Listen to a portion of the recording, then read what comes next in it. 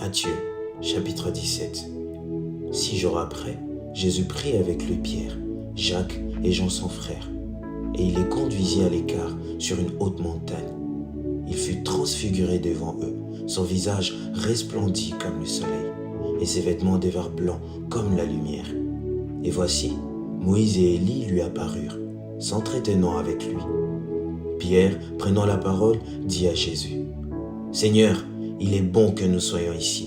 Si tu le veux, je dresserai ici 3 tentes, une pour toi, une pour Moïse et une pour Élie. » Comme il parlait encore, une nuée lumineuse les couvrit. Et voici, une voix fit entendre de la nuée ces paroles. « Celui-ci est mon fils bien-aimé, en qui j'ai mis toute mon affection. Écoutez-le. » Lorsqu'ils entendirent cette voix, les disciples tombèrent sur leurs faces et furent saisis d'une grande frayeur.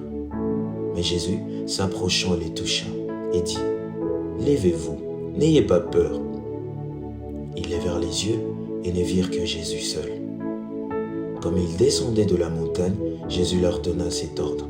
« Ne parlez à personne de cette vision, jusqu'à ce que le Fils de l'homme soit ressuscité des morts. » Les disciples lui firent cette question. « Pourquoi donc les scribes disent-ils qu'Élie doit venir premièrement ?» Il répondit, « Il est vrai qu'Élie doit venir et rétablir toutes choses, mais je vous dis qu'Élie est déjà venu, qu'ils ne l'ont pas reconnu et qu'ils l'ont traité comme ils ont voulu. De même, le Fils de l'homme souffrira de leur part. » Les disciples comprirent alors qu'il leur parlait de Jean-Baptiste. Lorsqu'ils furent arrivés près de la foule, un homme vint se jeter à genoux devant Jésus et dit, « Seigneur, aie pitié de mon fils qui est lunatique et qui souffre cruellement. Il tombe souvent dans le feu et souvent dans l'eau.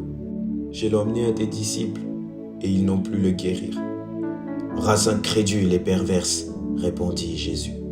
Jusqu'à quand serai-je avec vous? Jusqu'à quand vous supporterai-je?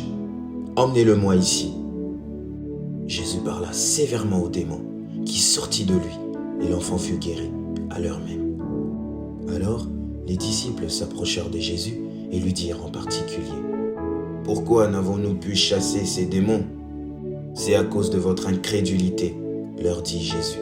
Je vous le dis en vérité, si vous aviez de la foi comme un grain de sénévé, vous diriez à cette montagne, « Transporte-toi d'ici et là », et elle se transporterait. Rien ne vous serait impossible.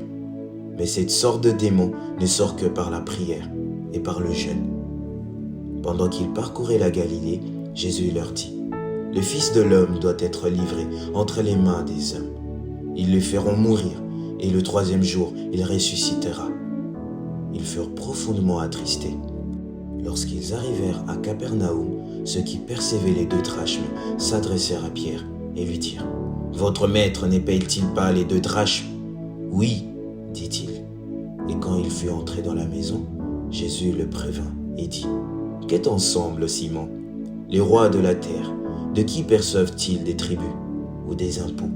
De leurs fils ou des étrangers? » Il lui dit, « Des étrangers. » Et Jésus lui répondit, « Les fils en sont donc exempts. Mais pour ne pas les scandaliser, va à la mer, jette l'hameçon et tire le premier poisson qui viendra. Ouvre-lui la bouche et tu trouveras un statère. Prends-le et donne-les leur pour moi et pour toi. »